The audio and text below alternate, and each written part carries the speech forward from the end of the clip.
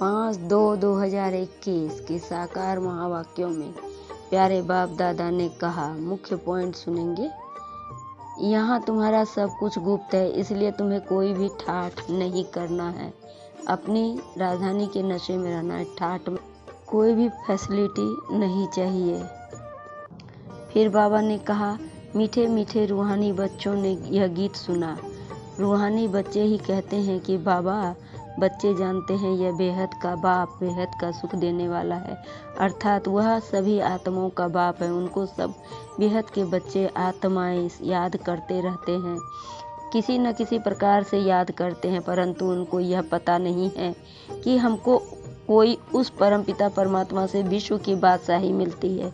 फिर बाबा ने कहा, हमको बाप जो सतयुगी विश्व की बादशाही देते वह अटल अखंड अडोल है। वह हमारी बादशाही 21 जन्म कायम रहती है। सारे विश्व पर हमारी राजाई रहती है, जिसको कोई भी छीन नहीं सकता, लूट नहीं सकता। हमारी राजाई है ही अडोल, क्योंकि वहाँ एक धर्म, एक राज्य, एक भाषा, एक मत होती है। द्वैत है नहीं, वहाँ वह है अद्वैत राज्य। यहाँ तो धन संपत्ति जो भी होता है सब कुछ छीना जाता है, लेकिन ये सतयुगी राजाई विश्व की वो कोई नहीं छीन सकता है। फिर बाबा ने कहा, तुम कितने समझदार थे, विश्व के मालिक थे। अभी माया ने इतना बेसमझ बना दिया, जो कोई काम के नहीं रहे हैं। बाप के पास जाने के लिए यज्ञ तप आदि बहुत करते रहते हैं, परंतु मिलता कुछ भी नहीं है। ऐसे ही धक्के खाते रहते हैं, दिन प्रतिदिन अकल्याण ही होता जाता है। जितना जितना मनुष्य तमो प्रधान हो जाते हैं, उतना उतना अकल्याण होना ही है। फिर बाबा ने कहा, तुम जो वाइसलेस बनते हो उसकी प्रारब्ध 21 जन्म के लिए है। भक्ति मार्ग शुरू होता है, देवताओं के मंदिर बनाकर पूजा करते हैं, सिर्फ भारत में ही होता है। 84 जन्मों की कहानी जो बाप सुनाते हैं, यह भारतवासियों के लिए है, और धर्म वाले तो आते ही बाद में हैं। फिर तो वृद्धि होते होते ढेर के ढेर हो जाते हैं। वैरायटी, भिन्न भिन्न धर्म वाले के फीचर्स हर एक बात में भिन्न भिन्न हो जाते हैं। रस्म रिवाज भी भिन्न भिन्न होती है। भक्ति के मार्ग के लिए सामग्री भी चाहिए। जैसे बीज छोटा होता है तो झाड़ कितना बड़ा होता है, झाड़ के पत्ते आदि गिनती नहीं कर सकते, वैसे ही भक्ति मार्ग का विस्तार हो जाता है। फिर बाबा ने कहा, बाप जानते हैं सब बच्चों को कितनी दुर्गति हो गई है। उन्हों की फिर सदगति होनी है, दुर्गति से फिर उच्च गति, मुक्ति, जीवन मुक्ति को पाते हैं। पहले तो मुक्ति में जाकर फिर जीवन मुक्ति में आएंगे, शांति में, फिर सुख धाम में आएंगे। यह चक्र का सारा राज बाप ने समझाया है। तुम्हारे साथ और भी धर्म आते जाते हैं, मनुष्य सृष्टि वृद्धि को पाती जाती है। बाप कहते हैं, इस समय यह मनुष्य सृष्टि का झाड़ तमो प्रधान जर्जरीभूत हो गया है। आदि सनातन देवी देवता धर्म का फाउंडेशन सारा सड़ गया है, बाकी सब धर्म खड़े हैं। भारत में एक भी अपने को आदि सनातन देवी देवता धर्म का समझता नहीं है देवता धर्म के, परंतु इस समय यह समझते नहीं हैं कि हम आदि सनातन देवी देवता धर्म के थे, क्योंकि देवताएं तो पवित्र थे। फिर बाबा ने कहा, अब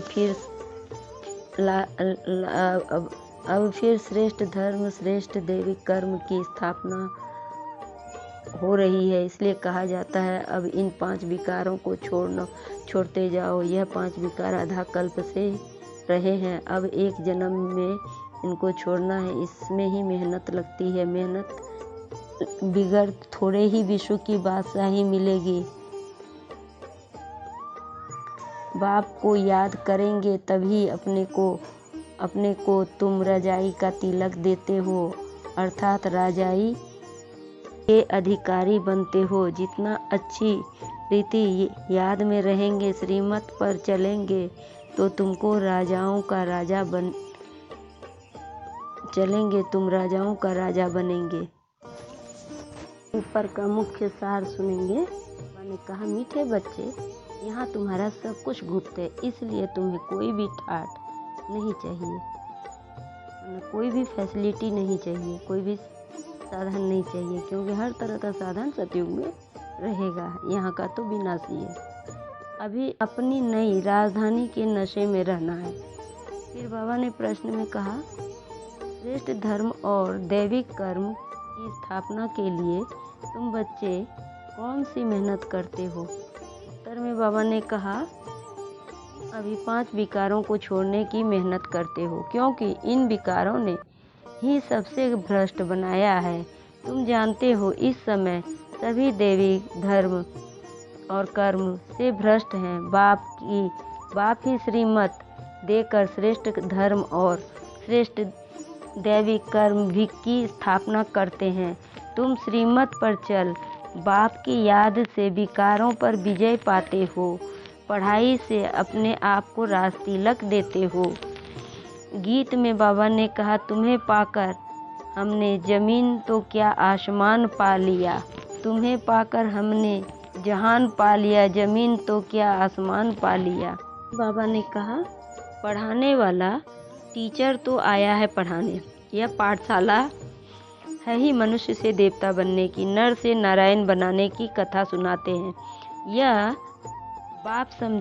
यह कथा कितनी नामी ग्रामी है। इनको अमरनाथ, सत्यनारायण की कथा, तीजरी की कथा भी कहते हैं। तीनों का अर्थ भी बाप समझाते हैं। भक्ति मार्ग की तो बहुत कथाएं हैं।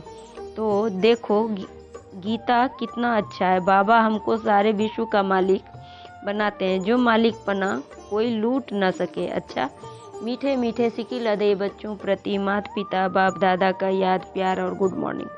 रूहानी बाप की रूहानी बच्चों को नमस्ते। हम रूहानी बच्चों की रूहानी बाप दादा को याद प्यार और गुड मॉर्निंग और नमस्ते नमस्ते। सदा रहो हंसते, बन जाओ फरिश्ते, चलते रहो परम धाम के रास्ते। शुक्रिया बाबा, पद्मा पदम शुक्रिया बाबा। बाबा ने धारणा के लिए मुख्य सार में कहा, पहला, सदा यह स्मृति रखनी है कि हम एक बात, एक मत, एक राज, एक धर्म की स्थापना के निमित्त हैं, इसलिए एक मत होकर रहना है, यूनिटी में रहना है। दूसरी पॉइंट, स्वयं को राजाई का तिलक देने के लिए विकारों को छोड़ने की मेहनत करनी है। पढ़ाई पर पूरा ध्यान देना है। पढ़ाई से ही हम अपने आप को राजाई का तिलक दे सकते हैं। बाबा ने वरदान में कहा, त्रिकालदर्शी स्थिति द्वारा माया के वार से सेफ रहने वाले अतीन्द्रिय सुख के अधिकारी भव। कालदर्शी स्थिति द्वारा माया के वार से सेफ रहने वाले अतीन्द्रिय सुख के अधिकारी भव। स्पष्टीकरण, संगम युग का विशेष वरदान व ब्राह्मण जीवन की विशेषता है अति इंद्रिय सुख। यह अनुभव और किसी भी युग में नहीं होता है, लेकिन इस सुख की अनुभूति के लिए त्रिकालदर्शी स्थिति द्वारा माया के वार से सेफ रहो। अगर बार बार माया का वार होता रहेगा तो चाहते हुए भी अतीन्द्रिय सुख का अनुभव नहीं कर पाएंगे। जो अतीन्द्रिय सुख का अनुभव कर लेते हैं उन्हें इंद्रियों का सुख आकर्षित नहीं कर सकता। नॉलेजफुल होने के कारण उनको सामने वह तुच्छ दिखाई देगा। और मनसा दोनों का सेवा का बैलेंस हो तो शक्तिशाली वायुमंडल बना सकेंगे। कर्म और मनसा दोनों का सेवा का बैलेंस हो तो शक्तिशाली वायुमंडल बना सकेंगे। ओम शांति, ओम शांति।